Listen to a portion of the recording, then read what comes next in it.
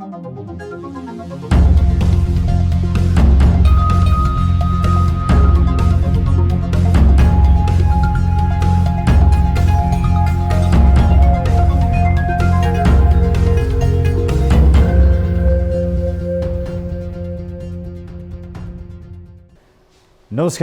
यो हो news 24 television news 8 मा स्वागत छ। मङ्सिर 4 को मतदान सम्पन्न भएको करिब महिना दिन पुग्नै लाग्दा निर्वाचन आयोगले अन्तिम मत परिणाम राष्ट्रपति समक्ष बुझाएको छ। संविधान तह, संसद बैठक र सरकार निर्माणको आह्वान गर्ने दायित्व अब राष्ट्रपति समक्ष पुगेको छ। अहिलेसम्ममा दलहरूले आफ्नो हैसियत र जनादेश हेरेर सरकार निर्माणको प्रक्रियामा प्रष्टता प्रस्तुत गरिसक्नुपर्ने थियो, तर सरकारमा सामेल हुने वा प्रतिपक्षमा बस्ने कहाँ हो आफ्नो स्थान त्यसको तय दलहरूले गर्न सकेका छैनन्। अनेक छलछाम र दाउपेच रचेर जनादेशको धज्जी उडाउँदै दलका नेताहरू सत्ता लिप्सामै रुमलिएका छन्। पहिलो दलबाट यो चुनावमा दोस्रोमा खस्केको नेकपा एमाले प्रतिपक्षमा बस्नुभन्दा सकेसम्म वाम तालमेल गरेर सत्तारोहण गर्ने रणनीतिक चालबाजीमा लागेको छ। तेस्रो दल भनेको माओवादीका अध्यक्ष पुष्पकमल दाहाल आलो पालोमा कुनै पनि हालतमा पहिलो प्रधानमन्त्री बन्ने ढिबीमा छन्। पहिलो दल नेपाली काङ्ग्रेसले सत्ताको हालीमुहालीमा आफ्नो हक अधिकार छाड्ने कुरै भएन। दलहरूको चरम सत्ता स्वार्थ, व्यक्ति केन्द्रित प्रवृत्ति र छलछामको पुरानै रवैया सुध्रिने देखिँदैन। यो चुनावको ठुला दलहरूले सच्चिने प्रष्ट इसारा दिएको छ, तर दलहरू जनमतलाई ख्याल नराखी पुरानै विकृत मनोदशामा ग्रस्त छन्। सरकार निर्माणमा दलहरूबाट पहिले जस्तै छलछाम, गोप्य सहमति र बाह्य हस्तक्षेपको गन्ध आउन थालेको छ। स्वदेशी तथा विदेशी शक्ति केन्द्रको इसारामा सरकार गठनको भित्री चलखेल भइरहेको गाईगुई बढ्दो छ। निर्वाचन परिणाम र जनादेशको कदर गर्दै पारदर्शी ढङ्गबाट अविलम्ब सरकार निर्माणमा लाग्न सद्बुद्धि दलहरूलाई मिलोस्। अब न्यूज 8 का हेडलाइन्स। गणतन्त्र पछिका दुई राष्ट्रपतिको 4वटै कार्यकाल निरन्तर विवादित। गैर राजनीतिक व्यक्तिलाई राष्ट्रपति बनाउने चर्चाले नेपाली राजनीतिमा तरङ्ग।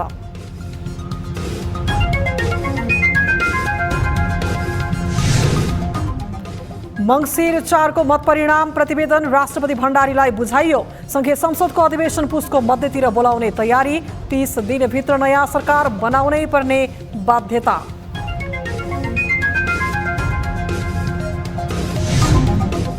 किराना पसलदेखि पान पसलमा पाइन्छन् मोबाइलको सिम कार्ड दर्ता र वितरण प्रक्रिया खुकुलो हुँदा अपराध नियन्त्रण गर्न प्रहरीलाई समस्या। यो बैंक खाताबाट पैसा चाहिँ ट्रान्सफर भएको चोरी भएर ठगिएका घटनाहरू पनि छन्। आयात प्रतिबन्ध र ब्याजदर वृद्धिले देशका प्रमुख आर्थिक सूचकहरूमा सुधार। मूल्य वृद्धि दर घट्यो। रेमिट्यान्स र विदेशी मुद्रा सञ्चिति बढ्यो। शोधान्तर स्थिति 20 अर्बले बचतमा।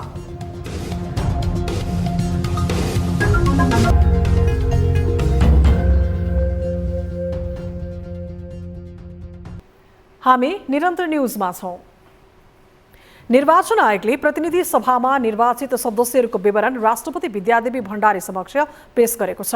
राष्ट्रपति भवनमा आज आयोगका प्रमुख निर्वाचन आयुक्त दिनेश कुमार थपलियाले राष्ट्रपति समक्ष प्रतिवेदन पेश गरेका हुन्। आयोगले प्रतिनिधि सभाको प्रत्यक्षतर्फ निर्वाचित 165 र समानुपातिकतर्फ निर्वाचित 110 गरी कुल 275 सदस्यको विवरण पेश गरेको हो। आयोगले देशका 7वटै प्रदेशबाट निर्वाचित सदस्यको विवरण पुस 2 गते एकैपटक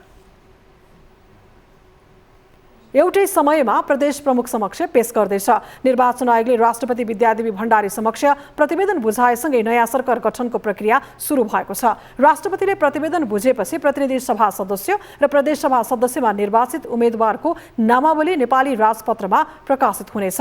मतदान सम्पन्न भएको 25 दिनपछि आयोगले आज राष्ट्रपति समक्ष प्रतिवेदन पेश गरेको हो। नतिजाको पूर्ण विवरणसहित परिणाम घोषणा भएको 7 दिनभित्र राष्ट्रपति समक्ष प्रतिवेदन पेश गर्नुपर्ने प्रावधान छ। समानुपातिक निर्वाचन प्रणालीतर्फको मतगणना मङ्सिर तेस्रो हप्ता मात्रै सकिएकाले अन्तिम नतिजा सार्वजनिक गर्न ढिलाइ भएको हो। आयोगको अन्तिम परिणाम अनुसार प्रतिनिधि सभातर्फ 275 र प्रदेश सभातर्फ 550 जना गरी कुल 825 जना निर्वाचित भएका छन्। राष्ट्र प्रमुखमा राजनीतिक आबद्धता नभएका व्यक्तिको चर्चा संविधान जारी हुँदादेखि नै जोडतोडले उठिरहेको छ। गणतन्त्र पक्षका दुई राष्ट्रपतिको विवादास्पद र दलीय प्रभावसहितको भूमिकाले यसको औचित्यतालाई थप बलियो पार्दै लगेको छ। राष्ट्रपति चयनमा दलकै भूमिका प्रधान हुने भएकाले गैरदलीय राष्ट्रपतिको सम्भावना कति छ यो आम तर जटिल प्रश्न बनेको छ। एक रिपोर्ट। प्रधानमन्त्री समेत रहेका कांग्रेस सभापति शेरबहादुर देउवाले पूर्व मन्त्री परिषद अध्यक्ष खिलराज रेग्मी वा सो सरहका व्यक्तिलाई राष्ट्रपति बनाउने गृहकार्य थालेको चर्चाले नेपाली राजनीतिमा तरङ्ग पैदा गरेको छ। मंगलबार साँझ रेग्मी र देउवाबीच भएको भेटलाई लिएर यतिबेला विभिन्न किसिमका टिक्का टिप्पणी हुन थालेका छन्। सरकार निर्माणका लागि बहुमत जुटाउन कसरत चलिरहेका बेला चुलिएको यो चर्चाले सत्ता साझेदार दलहरूलाई झस्काइदिएको छ। निष्पक्षताको नाममा अभिभावकीय भूमिकाको नाममा राजनीतिक पार्टीभन्दा बाहिरका व्यक्ति संस्थाहरूले देश चलाउने अभ्यास र प्रयासहरू नभएका पनि त होइनन्। त्यो पनि नेपाली जनताले र नेपाली समाजमा त देखिएको भोगिएको विषय भए हुनाले बाहिरको मान्छेहरूले राजनीतिक पार्टीभन्दा बाहिर हुने बित्तिकै यो स्वत निष्पक्ष भइहाल्छ। संविधानले राष्ट्रपतिलाई सेरोमोनियल भूमिकामा राखेको छ। राष्ट्रपतिलाई संविधानले नै निश्चित दायरामा राख्दै संविधानको प्रमुख संरक्षक र पालकको रूपमा अर्थ्याएको छ। जुन कुरा दलगत प्रतिनिधित्वबाट आउने व्यक्तिले आफ्नो राजनैतिक पृष्ठभूमि र कार्यगत शैलीलाई अपनाउने हुनाले राष्ट्रपतिमा गैरदलीय व्यक्ति ल्याउन सकिए त्यसलाई अन्यथा मान्न नहुने कांग्रेस नेता जगदीश्वर नरसिंह केसीको भनाइ छ। एउटा दलको मान्छे हुँदाखेरि त हामीले देख्यौँ नि त, यो 3 वर्ष 4.5 वर्ष 5 वर्षको पिछा एउटा दलको प्रधानमन्त्री भयो, आफ्नो दलको नजिक भएको मान्छे प्रधानमन्त्री हुँदा त्यहाँबाट जे भन्यो त्यसलाई हस्ताक्षर गर्ने बाहेक राष्ट्रपतिको कुनै काम भएन। आफूसँग असहमति राख्ने प्रधानमन्त्री हुँदा छ त्यसलाई लिङ्ग गर्ने काम भयो। त्यसले गर्दा एउटा निष्पक्ष मान्छे जो बनाउन सक्ने हो भने त्यो पनि बाटो चाहिँ ठिक बाटो हो। गणतन्त्र पश्चात मुलुकले 2 राष्ट्रपति पायो, तर दुवै राष्ट्रपतिको कार्यकाल विवाद रहित रहन सकेन। गणतन्त्र नेपालका प्रथम राष्ट्रपति रामवरण यादवलाई तत्कालीन नेपाली सेनाका सर्वोच्च कमान्डर रुक्माङ्गद कटुवाललाई बर्खास्त गर्ने सरकारको निर्णय उल्टाएर संवैधानिक गल्ती गरेको आरोप लाग्यो। त्यस्तै राष्ट्रपति विद्यादेवी भण्डारीलाई पनि संविधानभन्दा पनि दलगत स्वार्थमा केन्द्रित भएको भन्दै बारम्बार आलोचना खिप्नु परिरहेको छ। यसरी संविधानको रक्षकबाटै गम्भीर उल्लङ्घन हुनु सामान्य भने पक्कै होइन। यसले लोकतान्त्रिक प्रणालीमाथि नै खतरा उत्पन्न हुने आशंका बढाएको छ। सबै किसिमको निकायहरूमा चाहिँ राजनीतिभन्दा बेगल मान्छेहरू चाहिँ आउँदा राम्रो हुन्छ भन्ने हो र राजनीतिभन्दा बेगल ठाउँमा पनि राम्रा मान्छेहरू बसेका छन्। स्वतन्त्र रूपले आफ्नो किसिमको चाहिँ अब कुराहरू राख्न सक्ने होइन, जस्टिस दिन सक्ने किसिमको चाहिँ व्यक्तिहरू छन् र ती मान्छेहरूलाई चाहिँ राज्यको चाहिँ त्यस्तो निकायहरूमा चाहिँ राख्दाखेरिमा अब राज्य व्यवस्थाका चाहिँ गतिविधिहरू चाहिँ स्वतन्त्र रूपबाट जान्छन् भन्ने किसिमको कुरा र सैद्धान्तिक हिसाबले हेर्ने हो भने त्यो अत्यन्त राम्रो विषय हो। पदले बोक्ने जिम्मेवारीको हिसाबले हेर्ने हो भने त्यो व्यक्ति स्वतन्त्र निष्पक्ष सक्षम व्यक्ति हुनुपर्छ भन्ने विवाद छैन। नेपालको सन्दर्भमा तत्कालै राजनीतिक पृष्ठभूमिभन्दा बाहिरको व्यक्ति राष्ट्र प्रमुख हुने सम्भावना नहोला, तर संविधानको रक्षक नै संवैधानिक अधिकार क्षेत्रभन्दा बाहिर गएर दलगत स्वार्थमा निहित हुनुले गैर राजनीतिक क्षेत्रबाट राष्ट्रपति बनाइनुपर्छ भन्ने आवश्यकता झन बलियो बन्दै गएको छ। न्युज 24 टेलिभिजनका लागि क्यामेरामा कान्छाराम डङ्गोलका साथमा टिभी जर्नलिस्ट शीतल रिजाल, काठमाडौँ। सरकारले संघीय संसदको अधिवेशन पुस मध्यतिर बोलाउने गरी छलफल सुरु गरेको छ। निर्वाचन आयोगले निर्वाचनको घोषणा गरेको 30 दिनभित्र नयाँ सरकार बन्नुपर्ने कानुनी प्रावधान भएकाले आगामी मध्यतिर संघीय संसदको अधिवेशन बोलाउने तयारी गरेको छ। आगामी पुसको 15 देखि 20 गते भित्रै अधिवेशन बोलाउने बारेमा छलफल अगाडि बढेको नेताहरूले बताएका छन्। राष्ट्रपतिले नवनिर्वाचित सांसदको शपथ ग्रहणको समय तोकेपछि त्यही सेरोफेरोमा अधिवेशन आह्वानको सिफारिस हुने बताइएको छ। संविधानको धारा 93(1) मा निर्वाचनको अन्तिम परिणाम घोषणा भएको मितिले 30 दिनभित्र राष्ट्रपतिले संघीय संसदको अधिवेशन आह्वान गर्ने व्यवस्था छ।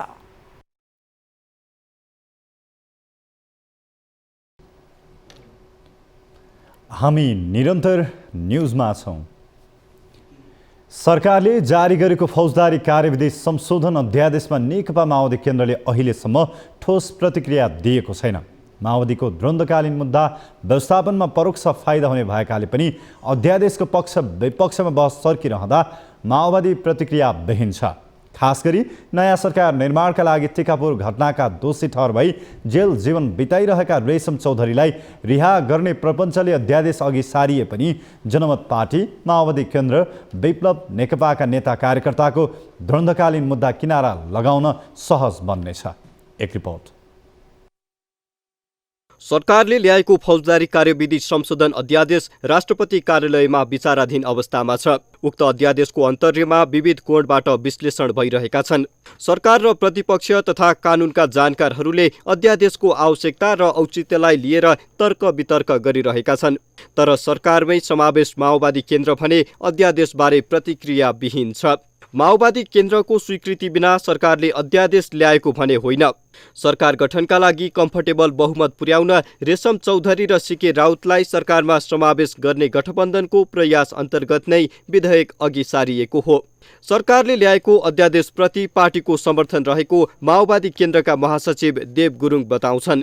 नीतिगत कोणबाट हेर्दाखेरि अब विप्लव समूहको बारेमा सीके राउत समूह, रेशम चौधरी समूहहरू पोलिटिकल खालकै समूहहरू भएको हुनाले चाहिँ उहाँहरूसँग विगतकालदेखि नै ओली सरकारको पालामा पनि देउबा सरकारको पालामा पनि पटक पटक वार्ता गरेर चाहिँ मुद्दाहरू फिर्ता गर्छौँ र बन्दीहरू रिहा गराउँछौँ भनेर पटक पटक उहाँहरूले कमिटमेन्ट गर्नुभएको छ।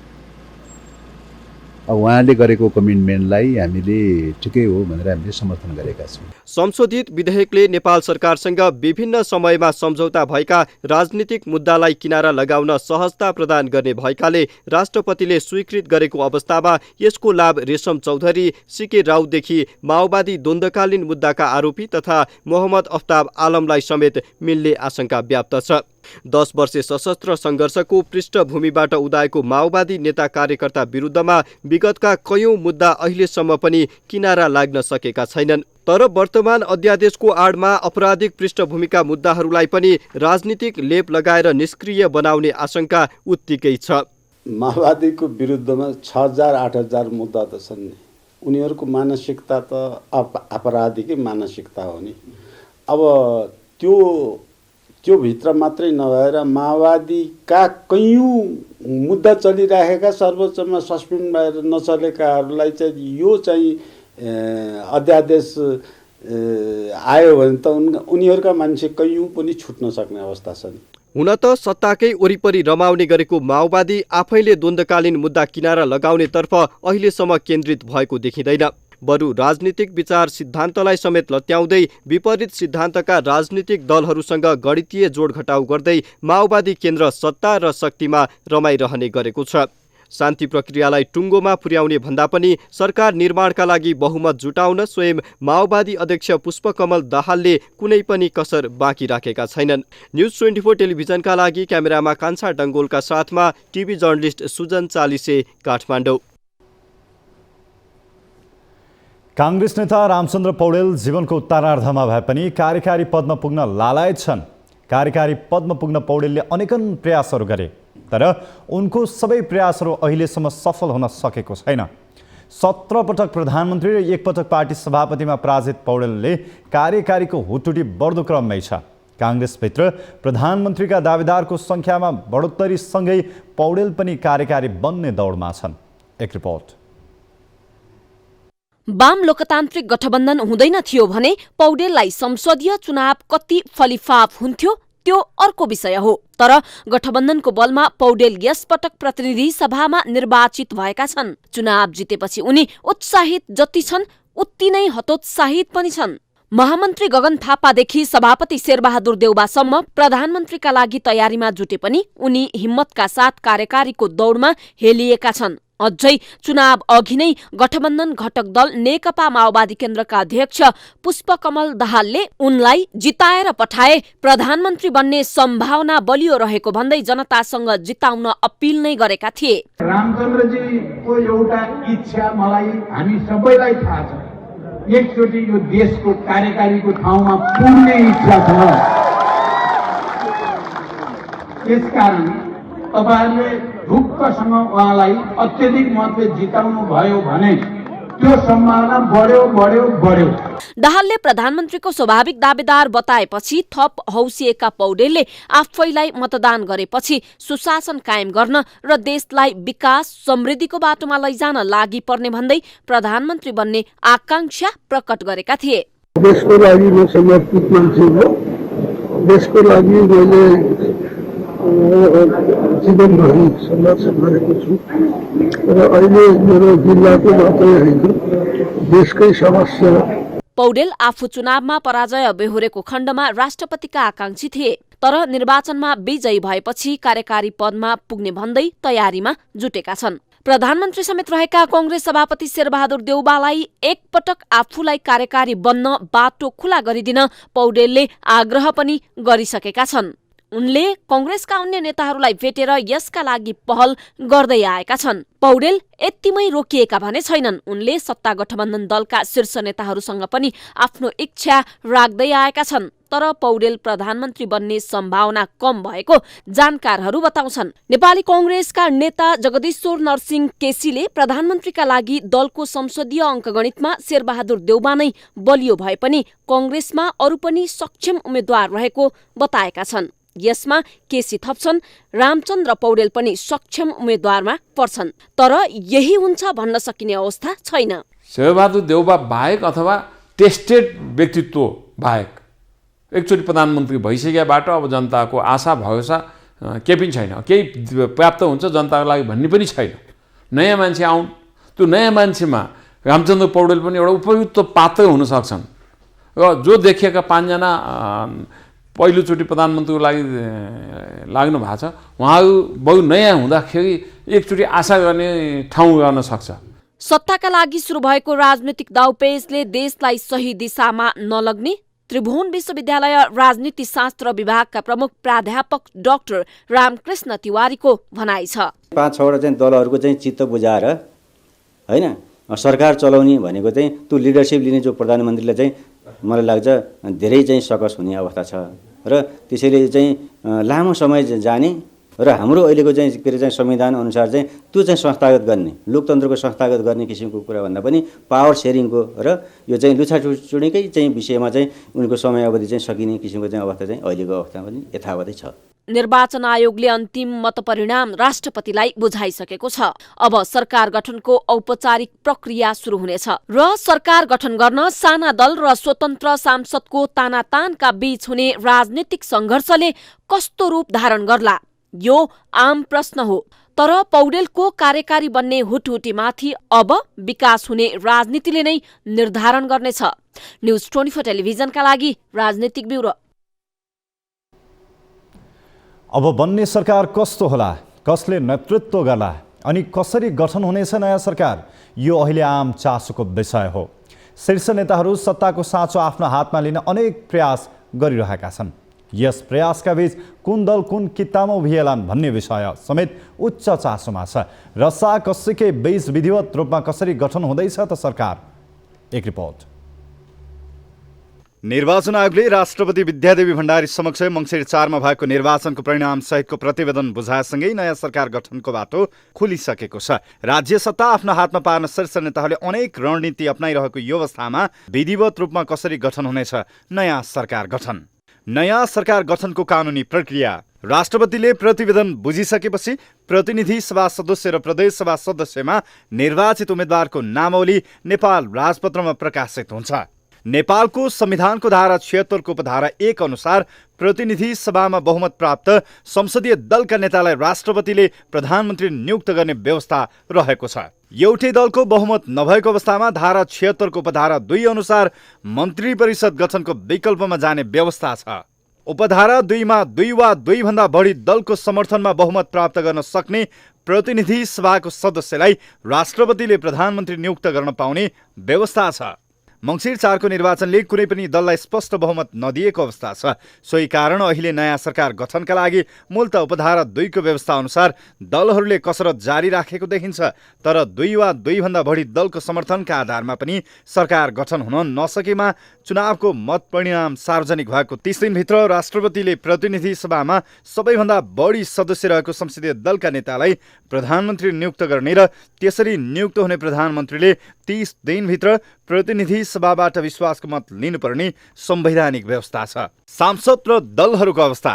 प्रतिनिधि सभातर्फ 275 र प्रदेश सभातर्फ 550 जना गरी कुल 825 जना सांसद निर्वाचित। 7वटा दललाई राष्ट्रिय दलको मान्यता। काङ्ग्रेस, एमाले, माओवादी केन्द्र, राष्ट्रिय स्वतन्त्र पार्टी, राप्रपा, जसपा र जनमत पार्टी राष्ट्रिय दल बनेका छन्। नेकपा एकीकृत समाजवादी, नागरिक उन्मुक्ति पार्टी, लोसपा, नेमोकिपा र राष्ट्रिय जनमोर्चाको जमानत जफत। राष्ट्रिय दलको मान्यता पाउन राजनीतिक दलले प्रतिनिधि सभामा समानुपातिकतर्फ कुल सदर मतको 3% प्राप्त गरेको र प्रत्यक्षतर्फ 1 सिट जितेको हुनुपर्छ। 35वटा दलले प्रत्यक्षतर्फ 1 सिट समेत जित्न सकेनन्। प्रतिनिधि सभातर्फ संसदमा 12 दलको प्रतिनिधित्व छ। निर्वाचन परिणाम यसरी मिश्रित आउँदा नयाँ सरकार गठनका लागि मुख्य 2 विकल्पहरू कानुनी रूपमा बढी आकर्षित छन्। त्यसैले पनि अहिले ठुलो पार्टी काङ्ग्रेसले भागभण्डा मिलाएर गठबन्धनको साथ सरकारमा जानुपर्नेछ। अन्यथा नेकपा एमाले त्यसको लाभ उठाउँदै सत्ताको बागडोर आफ्नो हातमा लिने देखिन्छ। न्युज 24 टेलिभिजनका लागि राजनीतिक ब्युरो। न्युजहरू अझै बाँकी छन्। अब पालो ब्रेकको।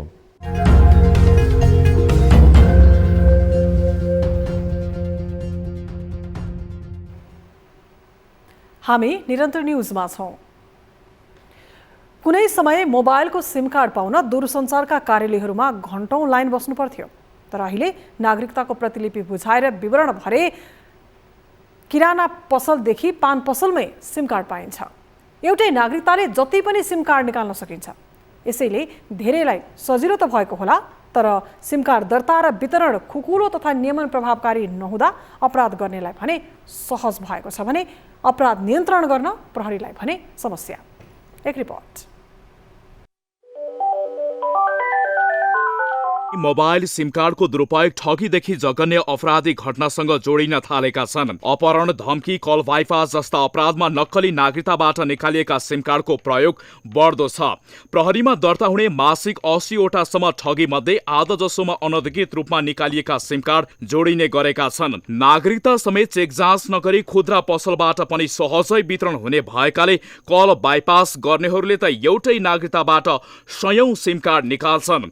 सिम कार्डको दुरुपयोग गरेर हुने कल बाइपासमा अहिलेसम्म प्रहरीले 11 अर्ब 91 करोड रुपैयाँ भन्दा बढी बिगो दावी गर्दै मुद्दा चलाएको छ। पीडितकै नाममा सिम निकाल्छन् अनि उनीहरूले चाहिँ कस्तो पनि छ भने ठगीमा संलग्नले अब तपाईँकै खातामा भिसा लाउनको लागि केही रकम जम्मा गर्नुहोस् आफ्नो खातामा र त्यो भाउचर पठाउनुहोस् भन्छन्।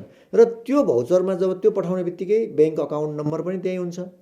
उसले उहाँहरूकै नागरिकता र फोटो प्रयोग गरेर मेरो सिम हरायो भनेर चाहिँ सिम वितरककोमा जाँदा सिम वितरण गरेको र तिनै सिममा चाहिँ व्यक्तिको चाहिँ ब्याङ्क अकाउन्टको ओटिपी गएर अनि त्यो ब्याङ्क खाताबाट पैसा चाहिँ ट्रान्सफर भएको चोरी भएर ठगिएका घटनाहरू पनि छन्। नेपालमा 6वटा दूरसञ्चार सेवा प्रदायक कम्पनी मध्ये नेपाल टेलिकम, एन्सल र स्मार्ट टेलिकमले जीएसएम मोबाइल सेवा सञ्चालन गरिरहेका छन्। दूरसञ्चार प्राधिकरणको तथ्याङ्क अनुसार यी कम्पनीले 2 करोड 3 लाख भन्दा बढी सिम कार्ड बिक्री गरेका छन्। तर न सिम कार्ड निकाल्न बुझाइएको परिचय पत्रको आधिकारिताको जिम्मेवारी लिन्छन्, न त दुरुपयोग गर्ने विरुद्ध कारबाहीको ठोस आधार नै। हामीले पटक पटक भनिरहेका छौँ, अहिलेको यो अनलाइन ठगीको एउटा माध्यम भनेको चाहिँ सिम वितरण प्रणाली पनि हो। सिम वितरण प्रणाली त्यत्रो बिघ्न व्यवस्थित छैन। मोबाइल सिमकै डाटा प्रयोग गरेर व्हाट्सएप, इमो जस्ता इन्टरनेट कल मार्फत हुने अपराधका घटना पहिचान गर्ने सुरक्षा प्रविधि जडान गर्नुपर्ने हो। तर दूरसञ्चार प्रदायक कम्पनीहरू भने सेवाग्राहीहरूको सुरक्षा भन्दा मुनाफामा केन्द्रित छन्। त्यसको फाइदा अपराधीले उठाउन थालेका छन्। त्यसैले नागरिकता, राहदानी वा सवारी चालक अनुमति पत्र जस्ता महत्त्वपूर्ण कागजात अरूलाई उपलब्ध गराउनु अघि तपाईँ हामी पनि सचेत बन्न जरुरी छ। पछिल्लो समय सिम कार्डहरू चोक चोकमा र पसल पसलमा बिक्री वितरण भइरहेको छ। यसले आपराधिक क्रियाकलापलाई बढाएको मात्रै छैन, यसले सांगठनिक अपराधको क्रियाकलापलाई समेत जोड बल दिइरहेको छ, जसले गर्दा भोलिका दिनमा ठुलै असर पर्ने सम्भावना देखिएको छ र सम्बन्धित निकायको यसतर्फ ध्यान मोडिनुपर्ने आवश्यकता औँलाइएको छ। न्युज 24 टेलिभिजनका लागि क्यामेरामा अशोक मानन्दरका साथ टिभी जर्नलिस्ट समीर जोशी, काठमाडौँ। नेपालकै जेठो त्रिचन्द्र बहुमुखी क्याम्पसको आयु 104 वर्ष पुग्यो। विक्रम सम्वत 1975 सालमा यो क्याम्पसको स्थापना भएको थियो। सरकारको नेतृत्व तहमा प्रतिनिधित्व गर्ने कयौं पात्रहरू जन्माएको यो क्याम्पसमा 15,000 बढी विद्यार्थी अध्ययनरत छन्। शताब्दी लामो इतिहास बोकेको काठमाडौँको केन्द्रमा रहेको यो क्याम्पसको भौतिक संरचना भने जीर्ण अवस्थामा छ। एक रिपोर्ट। काठमाडौँको घण्टाघर काठमाडौँ उपत्यकाको एउटा पुरानो पहिचान हो। यही घण्टाघर रहेको त्रिचन्द्र क्याम्पसको भौतिक संरचना 72 सालको विनाशकारी भूकम्पले क्षतिग्रस्त बन्यो। क्याम्पसको कक्षा कोठामा भित्ताबाट माटो खसिरहन्छ भने वर्षाको बेला तप पानी चुहिन्छ। खेल मैदानको अवस्था पनि उस्तै। कक्षा कोठामा लेउ लागेका छन् भने शौचालय प्रयोग गर्न व्यस्त सडक पार गरेर अर्को भवनमा जानुपर्ने बाध्यता छ। अब कहिलेकाहीँ पानी पर्दा चाहिँ हामीले क्लासेसहरू लिन नपाउने हुन्थ्यो। अब हामीले स्पोर्ट्सहरूमा पनि हामीले स्पोर्ट्स खेल्न पाएनौँ होइन। अनि टोइलेटहरू पनि त्यस्तो अब राम्रो छैन, एकदम फोहोर छ। मेन त पानी पर्दा के हुन्थ्यो भन्दाखेरि क्लासेसहरू एकदमै हाम्रो छुटेर हाम्रो कोर्स पनि कम्प्लिट भएन। हामीले आफै सेल्फ स्टडी गर्नुपर्ने थियो अनि त्यसले चाहिँ हाम्रो स्टडीमा अलि धेरै अफेक्ट नै गर्यो। र विगत चाहिँ 72 सालको भूकम्पपछि कलेज चाहिँ एकदम जीर्ण स्थितिमा थियो। विद्यार्थीहरूले चाहिँ पठन पाठन गर्न पनि एकदम नाजुक स्थिति थियो। कतिखेर चाहिँ माथिबाट चाहिँ छत खस्छ कि भन्ने स्थिति थियो। पानी चुहेर त्यस्तै थियो र हामीले बारम्बार चाहिँ प्राधिकरणसँग धेरैचोटि कुरा गर्दाखेरि पनि उहाँहरूले खासै चासो नदिएको कारणले गर्दाखेरि हामीले रोडमा आन्दोलन गर्यौँ। क्याम्पसको जीर्ण भवन पुनर्निर्माणका लागि विद्यार्थीले मात्र होइन, विद्यालय प्रशासनले पनि पटक पटक सरकारको ध्यान आकर्षण गरायो। नयाँ भवन निर्माणका लागि विद्यार्थीले विभिन्न प्रकृतिका आन्दोलन गर्दै आएका छन्। सरकारले आर्थिक वर्ष 2078-79 को बजेटमा त्रिचन्द्र कलेज र यस परिसरमा रहेको ऐतिहासिक धरोहर घण्टाघरलाई पुरानै ढाँचामा पुनर्निर्माण गर्ने भनेर 50 करोड बजेट विनियोजन गर्यो। अघिल्लो आर्थिक वर्षमा नै बजेट विनियोजन भए पनि शहरी विकास मन्त्रालयले पुनर्निर्माण सुरु गरेको छैन। जेनतेन रानी पोखरी साइडपट्टिको भवनहरुमा हामीले कक्षा सञ्चालन गरेका छौँ। तर अब यो समयमा सम्पन्न हुन त सकेन। तर पनि हामीले विभिन्न निकायहरूमा हामीले क्याम्पसको तर्फबाट उहाँहरूलाई ध्यानाकर्षण गराइसकेपछि चन्द्र शमशेर राणाको पालामा स्थापना भएको यो कलेजले नेपालको शिक्षा क्षेत्रमा ठूलो योगदान गरेको छ। यसको पुनर्निर्माणमा ध्यान दिनुपर्ने इतिहासविद रमेश ढुङ्गेल सुझाउँछन्। त्रिचन्द्र कलेज पनि पछि गएर त्यहीँ बस्यो। तीभन्दा पुरानो त अब त्यहाँको धरोहर त महत्त्वपूर्ण रानी पोखरी नै हो। त्यहाँको रानी पोखरी त अब निस्सन्देह अब त्यो प्रताप मल्लको प्रमाणित छ, अभिलेख छन्। अब त्यहाँ पनि धेरै सङ्घर्ष पर्यो। अब सङ्घर्ष गाजाङ र गुजुङ दुई थरी ग्रुप हुँदा पछि पहिले बनाइसकेका डन्डी झिकेर अलिकति गर्न त खोजेको छ। तैपनि पुरै यो कन्जर्भेसनिस्ट हामी जस्ता मान्छेले चाहे जस्तो त अझै भएको छैन। कतिपय उच्च पदस्थ व्यक्तिहरूले आफ्नो जीवनकालमा यस संस्थाबाट शिक्षा आर्जन गरेका छन्। विज्ञान तथा मानविकी संकायको अध्यापन हुँदै आएको यो क्याम्पसको गुणस्तर वृद्धि र संरचनागत सुधारमा भने राज्यको खासै ध्यान गएको देखिँदैन। न्युज 24 टेलिभिजनका लागि क्यामेरामा कान्छा डङ्गोलको साथमा टिभी जर्नलिस्ट सूर्य भट्टराईको रिपोर्ट। हामी निरन्तर न्युजमा छौँ। कोशी अस्पतालको निर्माणाधीन 4 तले भवनको ठेकदार सम्पर्कविहीन भएका छन्। 33 करोड 22 लाख 48 हजारमा ठेक्का लागेर काम सुरु गरेको ठेकदार असोजदेखि सम्पर्कविहीन भएका हुन्। ठेकदार बेपत्ता हुँदा भवन निर्माण अल्पत्र परेको छ। एक रिपोर्ट। विराटनगर स्थित कोशी अस्पतालको नयाँ भवन निर्माणको ठेक्का पाएको कम्पनीका सञ्चालक कृष्ण कुमार बोहरा 2 महिनादेखि सम्पर्कविहीन भएका छन्। निर्माण कार्य अलपत्र पारी कम्पनीका सञ्चालक गायब भएका हुन्। रमन भूमि BIPL JBले 23 करोड 22 लाख 48,911 रुपैयाँ 33 पैसामा ठेक्का लिएको थियो। कम्पनीले काम नगरेको गुनासो आएपछि आयोजनाका महानिर्देशक समेतलाई स्थलगत निरीक्षण गराएर कारबाही अघि बढाएको शहरी विकास तथा भवन निर्माण विभाग संघीय आयोजना कार्यान्वयन इकाइले जानकारी दिएको छ। हाम्रो अहिले महानिर्देशक ज्यू पनि आएर अस्ति भर्खरै चाहिँ यहाँको के कस्तो अवस्था रहेछन्, झन् हाम्रो विभागबाट गर्नुपर्ने सरसल्लाह के छ, दिनुपर्ने निर्देशन पनि उहाँहरूले दिनुभएको छ र हाम्रो यहाँ संघीय आयोजनाबाट गर्नुपर्ने काम कर्तव्य चाहिँ हामीले नियमित रूपले जान्छौँ। ठेकेदार कम्पनीलाई कालो सूचीमा राख्ने प्रक्रिया इकाइ कार्यालयले अघि बढाइसकेको छ। निर्माण कम्पनीका सञ्चालक बोहराले काम अलपत्र छाडेर बेपत्ता भएको विषयमा भूमि कन्स्ट्रक्सन कम्पनीका इन्जिनियर मनोज यादवसँग जिज्ञासा राख्दा इन्जिनियर क्लोजिङका कारण निर्माण रोकिएको बताए। डिजाइन चेन्ज भएर हामी काम त सुरु गरेको फेरि हाम्रो डिजाइन चेन्ज भयो। डिजाइन चेन्जमा मार्च 16 गते हाम्रो नयाँ डिजाइन आयो। नयाँ डिजाइन अनुसार हाम्रो यो काम भएको हो। काम हुँदा हुँदा हामी यहाँसम्म काम गरेको हो। हाम्रो यो 2 महिना क्लोजिङ थियो। क्लोजिङ भएको कारण हाम्रो काम रोकिरहेको थियो। भूमि कन्स्ट्रक्सनले रानी विराटनगर धरानको 6 लेन सडकको दुहबी इटारी सडक खण्ड, दुहबी स्थित बुढी खोलाको पुल निर्माणको काम, विराटनगरको बरगाँसीदेखि केसलिया खोलासम्मको 3.5 किलोमिटर लामो हुलाके सडकको काम सबै अलपत्र छाडेर बोहरा बेपत्ता भएका छन्। ठेकेदारलाई कारवाही गर्ने र कालो सूचीमा राख्ने अस्पताल विकास समितिको तयारी छ। पहिलेदेखि उसले काममा ढिलाइ गर्दै आइरहेको छ। कारण त के छ भने उसले त्यो रेटमा पनि उसले छटको रेट 55 रुपियाँले हालेको छ। उसले यो त्यो रेटै हाल्न नहुने रेट हालेको छ, जसले काम गर्न असम्भव छ। तर पनि उसले आफ्नो अब धर्केहरू राखिसकेर आइसके हुनाले उसले गर्न बाध्य छ। उसले गर्नै पर्छ यो काम, त्यो भनेर उसले यहाँबाट छुटकारा पाउँदैन। भूमि कन्स्ट्रक्सनका सञ्चालकसँग सम्पर्क नभएपछि रमण कन्स्ट्रक्सनका सञ्चालकले भवन निर्माणको जिम्मा लिने अध्यक्ष भट्टराईले बताए। कम्पनीले 2080 पुस 22 गतेसम्म निर्माण सम्पन्न गर्ने गरी सम्झौता गरेको थियो। बोहराले विभिन्न ब्याङ्कहरूलाई तिर्नुपर्ने रकम मात्रै 2 अर्ब भन्दा बढी रहेको ब्याङ्कहरूको दाबी छ। न्युज 24 टेलिभिजनका लागि मोरङबाट टिभी जर्नलिस्ट तारा आचार्यको रिपोर्ट। अब बिजनेस न्युज।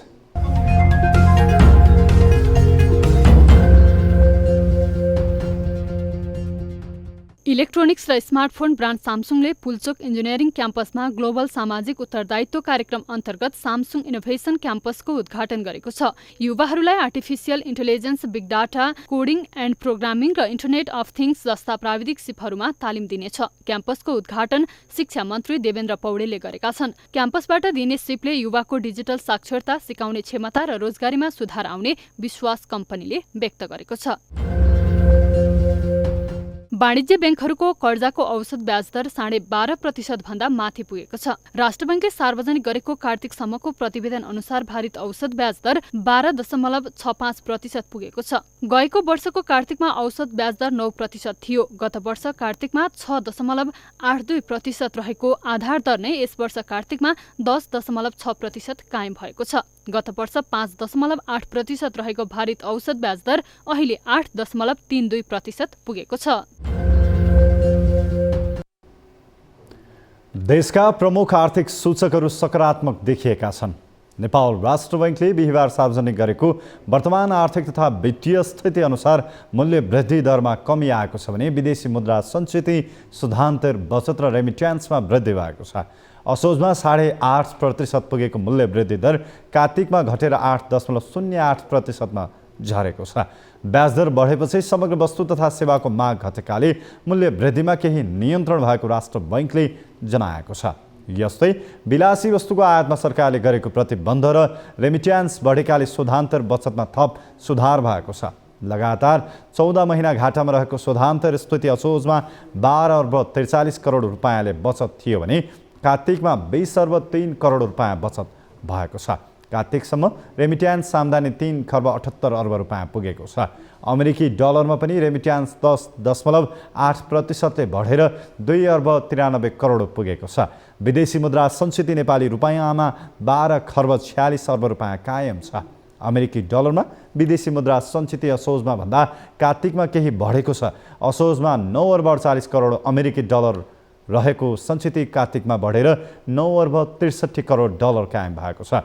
यो बचतले 8 महिनामा 12 दिनको वस्तु तथा सेवा आयात धान्ने प्रतिवेदनमा उल्लेख छ। न्युजहरू अझै बाँकी छन्। अब पालो ब्रेकको।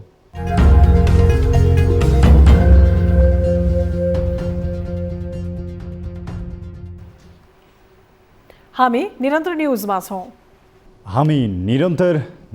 छौँ। अब 24 वेदर।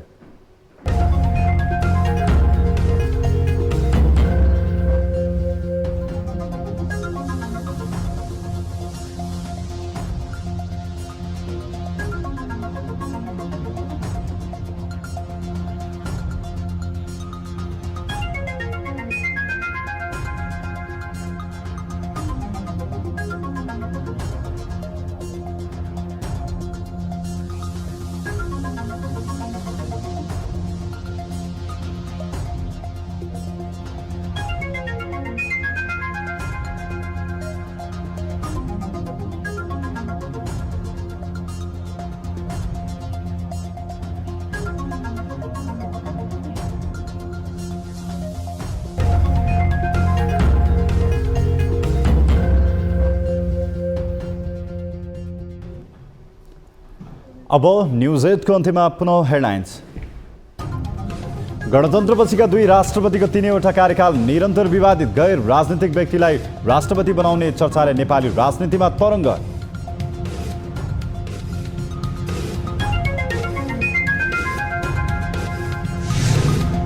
मङ्सिर 4 को मत परिणाम प्रतिवेदन राष्ट्रपति भण्डारीलाई बुझाइयो। संघीय संसदको अधिवेशन पुसको मध्यतिर बोलाउने तयारी, 30 दिनभित्र नयाँ सरकार बनाउनै पर्ने बाध्यता।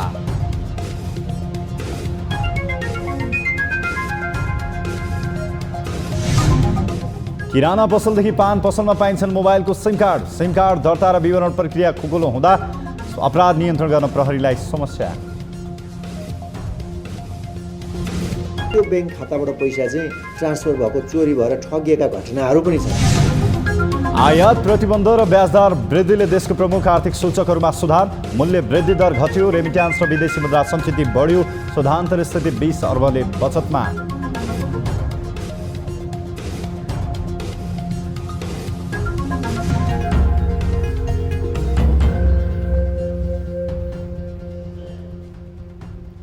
न्युज 8 अहिलेलाई यति नै। जाँदा जाँदै ताली र गालीका लागि हामीले सोधेको प्रश्नको नतिजा यसपछिको कार्यक्रम सीधा कुरा जनतासँग प्रसारण हुनेछ। थप न्युजका लागि हाम्रो वेबसाइट www.news24nepal.com हेर्नुहोला। साथै हामीलाई फेसबुक, ट्विटर र युट्युबमा पनि फलो गर्न सक्नुहुनेछ। यस्तै मोबाइल, भाइबर र इमेलबाट 24 हेल्पडेस्कमा समस्या र गुनासो गर्न सक्नुहुनेछ। अहिलेलाई बिदा दिनुहोस्। हामी निरन्तर न्युजमा छौँ। नमस्ते।